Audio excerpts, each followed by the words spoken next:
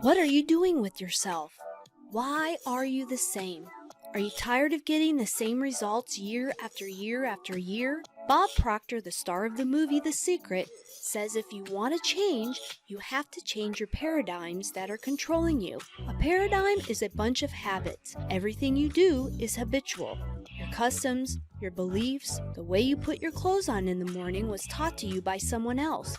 Who are you listening to? You want to change your weight, your salary, or your relationships, you first must start with your habits.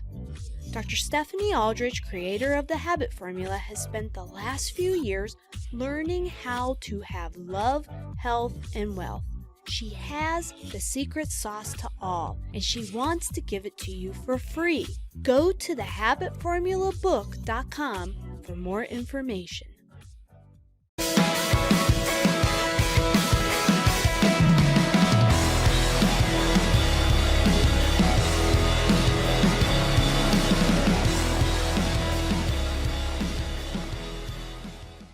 Hey everybody, you know what time it is. It's lunchtime with the Habit Master. I'm your host, Dr. Stephanie Aldrich, and I help people change their bad habits. When you change your habits, you change your life. So welcome everybody. Today is Monday, and Mondays is Mommy Day, where we talk about habits of us as parents. We talk about habits of our children, and hopefully we can instill good habits so that they can take care of us when we're old and gray, right? That's the whole deal. And we also don't want them living with us when they're 35, right? Kick their butts out. They need to be able to function and get out of the house and be productive and wonderful adults, right? So today we're going to talk about something that's near and dear to me, and that is manners. I think that we're getting away from teaching our children manners, teaching our children respect. I want to say shout out to everybody. Hey Mario, hello. Elise is watching. How's it going? We're talking about habits. Jackie, how are you, hun? So we'll talk about 6 things that you can teach your kids and teenagers, whatever. Obviously, the sooner you start, the better you'll be. Before I forget, I want to remind everybody, if you're saving, you're doing your new habit of getting your holiday shopping and putting back money, today is the day. Remind yourself, we're up to $420. So if you're saving $60 a week and you want to have about $1,000 by Black Friday, you know, that holiday time when you can buy all kinds of stuff at a cheaper price, then today's the day. Remember, we're up to $420. You're getting into big money. Now, next year, we're going to do it a little bit differently. We're going to start earlier than we did this year. We're going to start like January, right? First thing of the year. If you put $20 back, then you'll have $1,000 by the end of the year. But now we're kind of in a crunch of time, so we're going to do $60 a week, and then you're going to have $1,000 by the end of the year, so that you don't start 2020 in debt and you can just pay cash for stuff. Okay? Also, before I forget, grab yourself a free book. It's called The Habit Formula. I wrote this because I changed my own thinking and my own ways of doing things, and I went from working 40 hours a week. Now I work about 24, so almost half of what I was working before. I also have 2 days a week, today included, that I just made 8 videos this morning, and now I'm starting to edit them. All about habits, all about thought patterns and belief systems and motivation to help get you guys on the right track. It's totally helped my life, and I know it will help yours. So go to thehabitformulabook.com and grab yourself a free copy. If you really want to get results faster and easier, upgrade your order, okay? So anyway, we're going to talk about manners today, and something that I really think that we need to instill in the younger generation, okay? And we're going to talk about 6 things that we can kind of start instilling ASAP. I mean, you can start today when they get home from school, right? So manners, by definition, are social courtesy, politeness, and respect. It's a way in which a thing is done or happens, a person's outward way of behaving towards others. It's a show of respect. It's a show of courtesy. And what it does, and I think this happens as an adult, when you're talking to someone, either your own age or someone that's older than you. If you show courtesy to them, you show a symbol of respect, like, yes, Mr. Jones, yes, Mrs. Smith. If you show them respect right away, first thing that you say to them, how are you? How's it going? You're actually being interested in them. What it does is it brings down their defenses. So let's say you are in sales. I mean, everybody's in sales of some type. You're either selling your service or you're selling your products, right? Everybody has something to give, to help others with, to sell, okay? When you are meeting someone for the first time, what are they going to think about you? Okay, they're just trying to get my money. They're just trying to, swindle me and, throw the wool over my eyes and, whatever. They're going to take advantage of me. They're going to steal from me.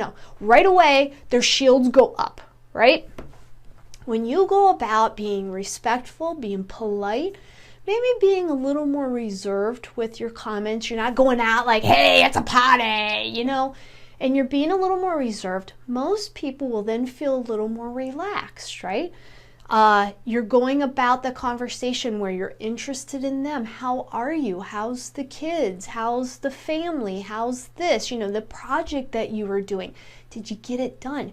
You are being interested in them. So you are giving a vibe of, I'm listening. I care about you. I want to help you.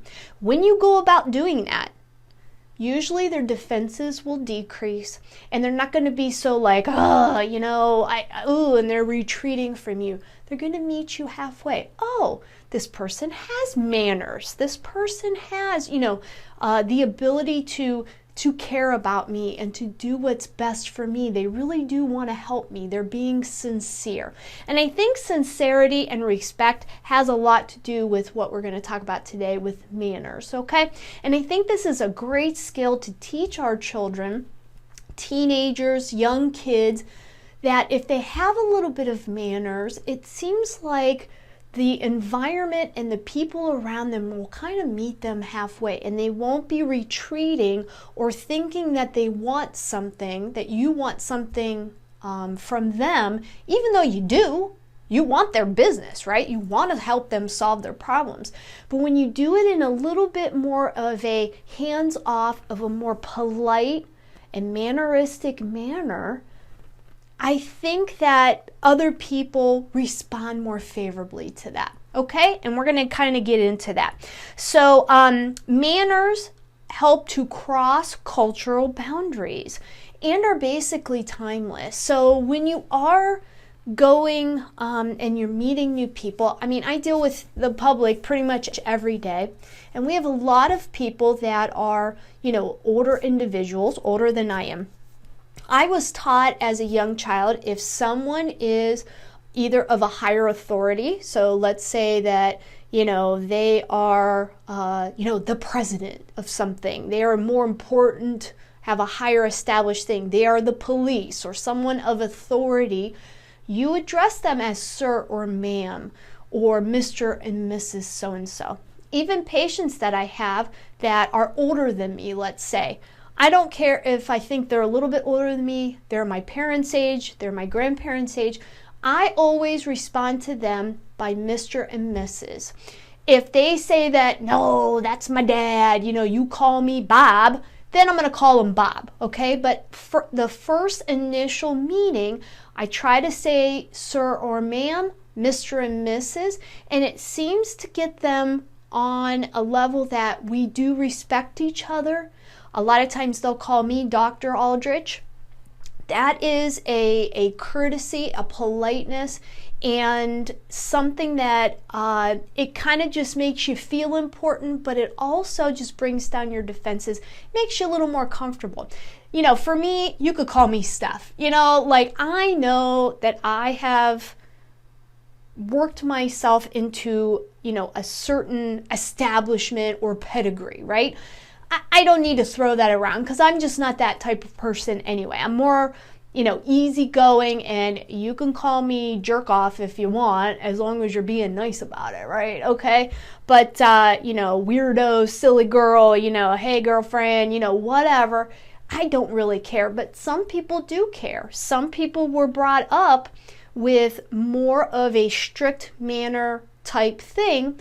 And if you teach your kids that right off the bat, then at least they start off on the right foot. People can get very offended if you come at them where you think that you're comfortable. I know I've been learning Spanish now for probably about 12 years, and I'm still on a first grade level because I'm just terrible at the conjugation and that. I do read it pretty well, and I do hear it pretty well, but to actually do conversational Spanish, I'm like terrible at it because I don't have anybody to practice with, right? When I go to Mexico, it seems like in a couple weeks, like I start picking it up very easily, but whatever. I notice in that culture that they are very manneristic. They are very polite, especially with people that they don't know. There's a whole conjugation for that. If you are unfamiliar with that person, you're not having them over for a brewski later, right? Or dinner or something. They're not a relative of yours. There's a whole conjugation format for their verbs that you use usted, and that is for someone that, you do not know on a personal level, and that shows respect. If, you are talking to someone older, they refer to you as Mr. or Mrs.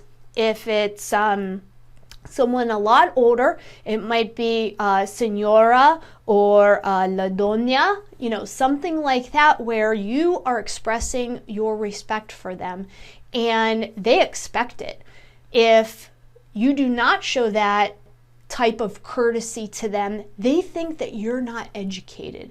Now, you might just be from a different country, like Americans. I think we're getting away from more formality and getting into, less formal type situations. But I really think that being formal, at least first impression, is an important way to go. I think it's an easy way to go where if they don't want you to be that formal, they're going to let you know. And then you can really get in with them a lot easier. And I think with your kids, the more formal you teach them, I think then at least that you've established that foundation, right? Let's see here. When you have manners, it makes you feel comfortable because others will feel comfortable too. And it makes a great first impression. So let's go over 6 things that you can teach your kids. Number 1 is just politeness.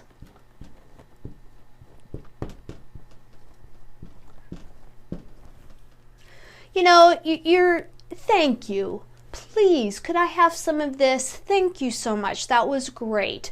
Mr. this, Mrs. that kind of thing. Be polite with things. Don't expect things. I know the new generation coming up, my kid comes in this morning, he's like, waffles, ma'am. And I looked at him, of course, I was like this with my eye. I was like, hello, good morning. Waffles, ma'am. And I was like, excuse me? And he's like, well, I just make them myself. And I'm like, yeah. You ask me nicely and politely, and maybe I'll get out of bed. You're waking me up. He's 8. He knows how to make his own waffles, right? So he went downstairs and made his own waffles. So on you.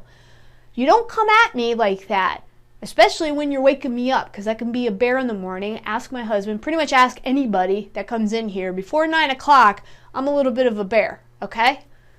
You got to come at me nicely and sweetly with your cute little face and say, Mommy, can I have some waffles? So teach your kid politeness. Please, could I have this? And especially if they're going somewhere, grandma's house, they're going to a friend's house, and you might not necessarily know the parents, you haven't grown up with them or whatever. You better instill some politeness in that child, because when they are out into the environment, you better hear some good feedback, because if not, they're going to have issues later on in life, and Those other people are not going to want to spend time with your child because they are a brat, because they're demanding things, and because, they're a monster. You don't want to raise a monster. You want someone that's polite and sweet and cute, and they want to do stuff for them, right? Number 2 goes along with politeness. Don't demand. Goes along with my child this morning. Don't demand. That goes with politeness. Please, thank you. I would love some. Thank you so much. Could you please? That kind of thing, right? Doesn't mean that you can't ask for help or ask for something, but do it nicely. When you're done, could you please help me with? There you go. It's politeness. It's not demanding. You need to get your stuff done. Could you please get your stuff done when, you're finished with that? Could you please finish up? We're waiting for you. Not, get your butt in there. Blah, blah, blah, blah. Not only can we as parents be more polite and not demand things from our children, I do it too. I bark at them. Get your clothes. Get your socks picked up. Let's go. I'm waiting for you. Sometimes I got to take a step back and say, okay, I got to stop demanding things. Let's ask nicely. When you put a little sugar on it, you get a lot more out of it, right? Put a little sugar and don't demand. And that goes the same way for parents as it does with kids. Make sure you don't demand stuff. Could you please, when you're done, pick up your socks, put your laundry away, do this, do that, but put a little sugar on it, okay? Number 3, this is an important one, especially for the younger kids. Don't interrupt.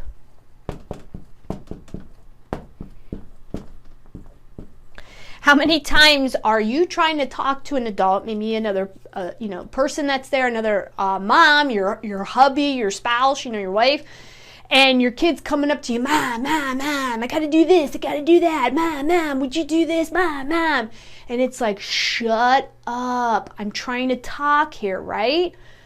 Teaching your child not to interrupt someone's conversation is, I think, an important role that later in life will serve them right. So let's say that, you're in sales later on and you have acquired the manner of not interrupting. What does that look like? It looks like you're listening to the person's conversation, right? Now, how is anybody going to buy from you? There's only one reason somebody buys from you, and that's because you can solve the problem with either your product or your service. If you learn not to interrupt as a small child, when you're an adult, you will also be able to listen to what your customer or potential customer wants.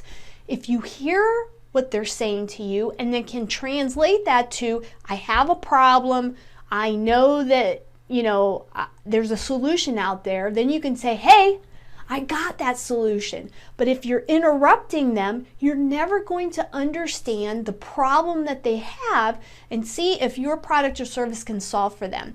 So I think don't interrupt, not interrupting while a conversation is going, especially for a young child.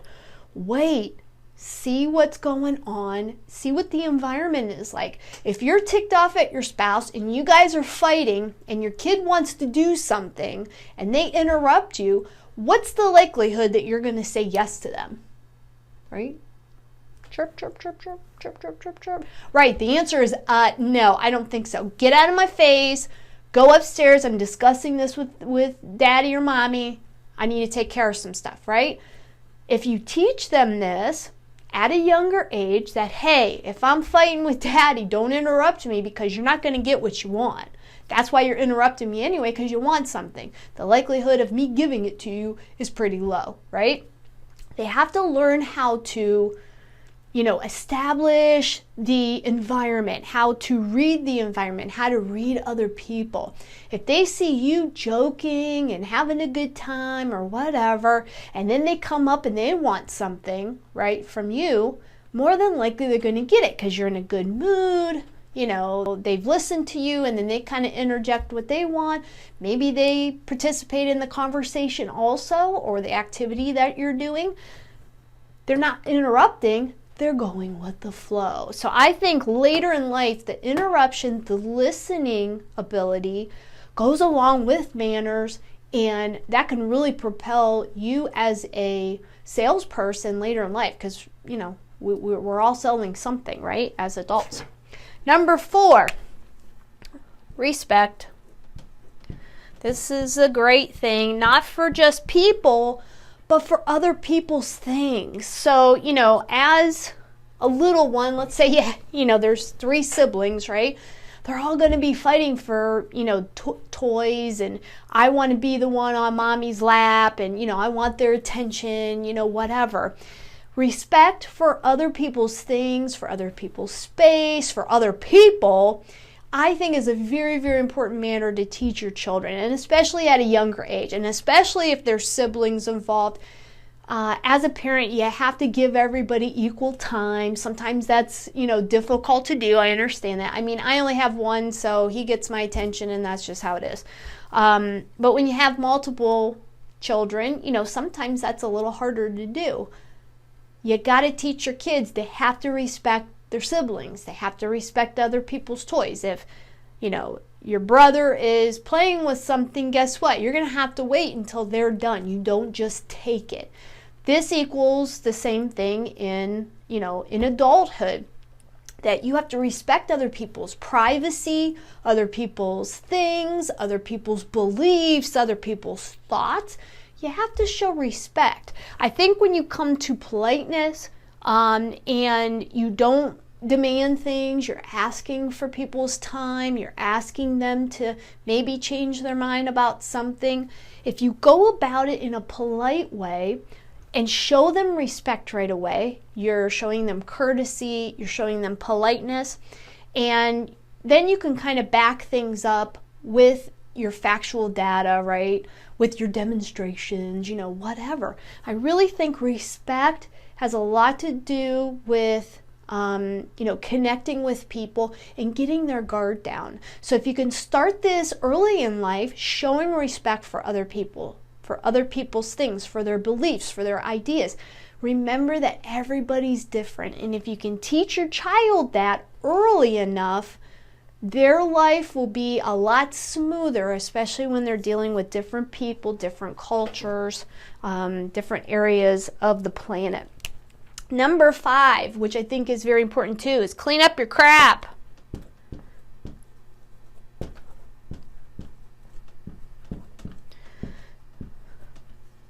I think this goes with, you know, especially if they're going somewhere, you have to respect other people's areas. So when you're done with something, and especially if you're not, you know, if you're living with someone, you have roommates later in life, you go to grandma's house, she's gonna love having you over if you're cleaning your crap up. You know, teach your kid that. Clean up after yourself. Put your toys away.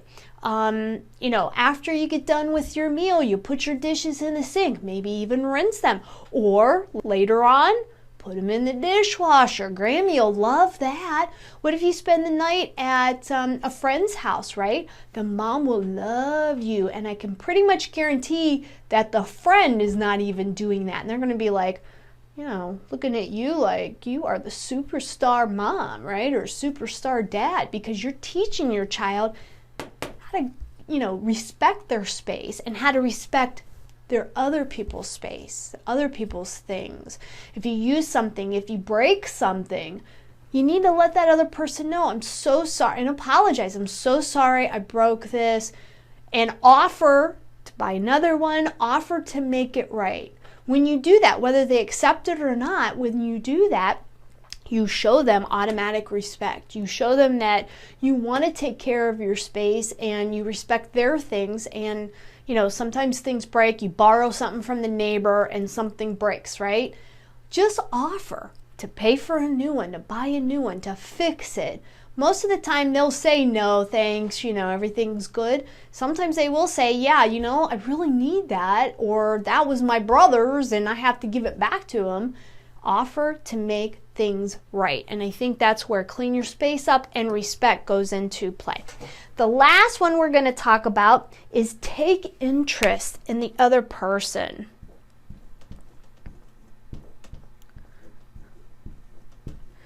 So this goes along with politeness. Hi, how are you? How's it? How are the kids doing? How's that project that you've been working on? Did you get it done?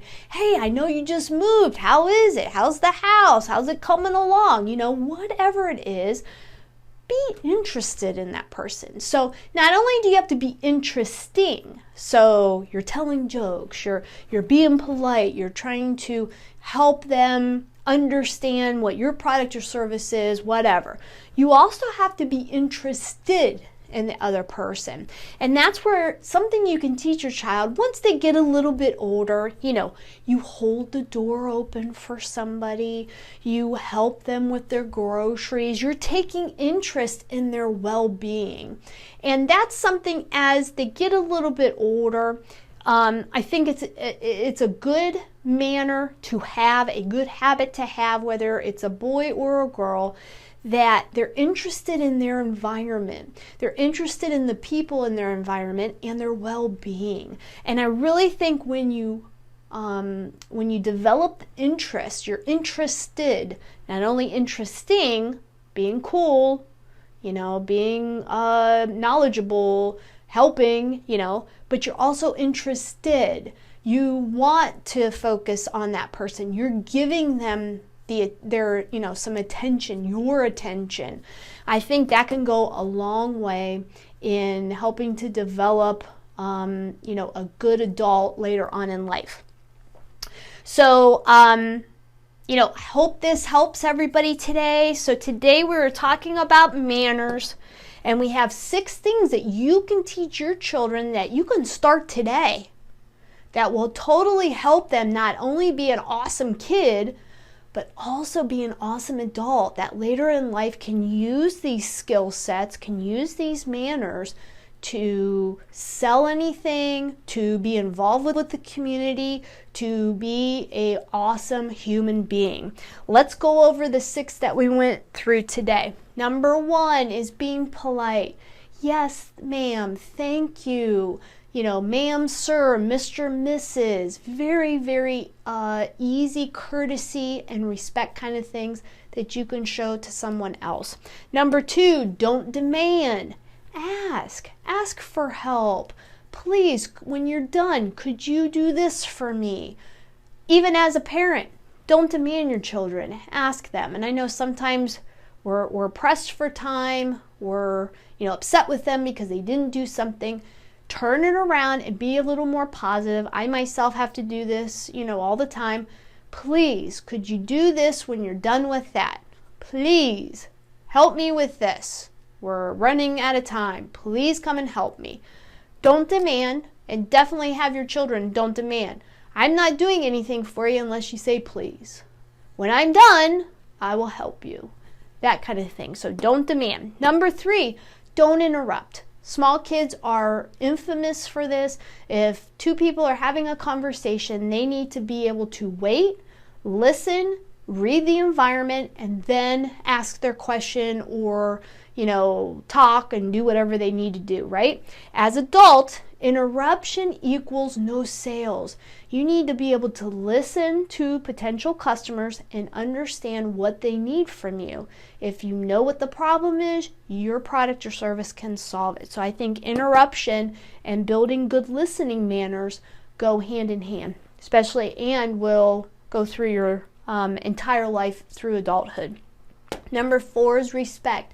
Not only should you show respect for other people, helping them, you are addressing them as sir or ma'am or Mr. and Mrs., but you're also respecting their property, their things, their environment, their beliefs, their ideas, their positions in life. Be respectful. That goes and follows you through adulthood. Number 5, cleaning your space. If you tidy up yourself, you understand that your space is important. Do that as you go out into the world. Always clean up the mess that you make. If you use something, replace it. If you break something, replace it. At least offer to, okay? And the last one that we talked about today was about interest. Not only should you be interesting, be entertaining, be knowledgeable for another person, towards another person, but you should also be interested. So help them. See what you can do to help them. Offer your assistance. Open the door when they need something. Is there a problem I can help you solve? When you do this, and especially as a kid, and you're looking so cute, and you got that sweet little face, and they're interested in helping you. Mommy, can I help you with the, put the groceries away, or help you with the dishes? I'm telling you, as an adult, that will just totally go far. So I hope everybody got something out of this. This is stuff that not only do you start teaching them young, but these are things that even myself, I'm like, oh yeah, I got to stop demanding things and, start being a little more polite. Politeness and putting a little sugar on it will go really far. So that's it for me today. Remember to go to thehabitformulabook.com and make 2019 the best year ever. Remember, we want to build good habits together. I'll see you guys tomorrow.